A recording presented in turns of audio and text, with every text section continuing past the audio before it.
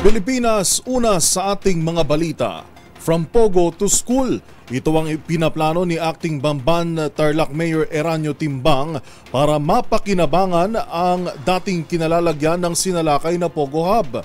Ayon pa sa Acting Mayor, marami itong plano na magpapalakas sa productivity at revenue ng sinalakay na ex-Pogo compound.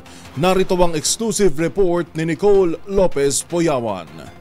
Kung bibigyan ng pagkakataon, plano ni Bamban Tarlac Acting Mayor Eranio Timbang na i-convert ang Baufo Compound bilang isang paaralan o recreation area.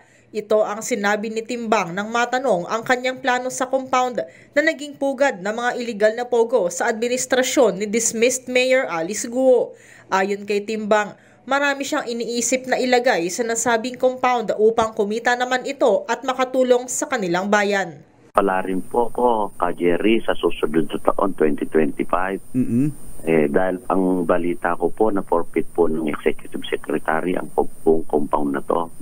Marami po katunying sa ano ko daw po, sa panahon ko, sabi po ng Tarlac State University, maglalagay po daw sila rito ng Tarlac State University Extension. Malaking bagay ito ka Jerry, lalo na po dito sa amin. Ang dami pong kailangan na mga trabaho. Pwede rin po siyang PPO, pwede po siyang restaurant, pwede siyang mall. Para multi-complex na rin siya ka Jerry.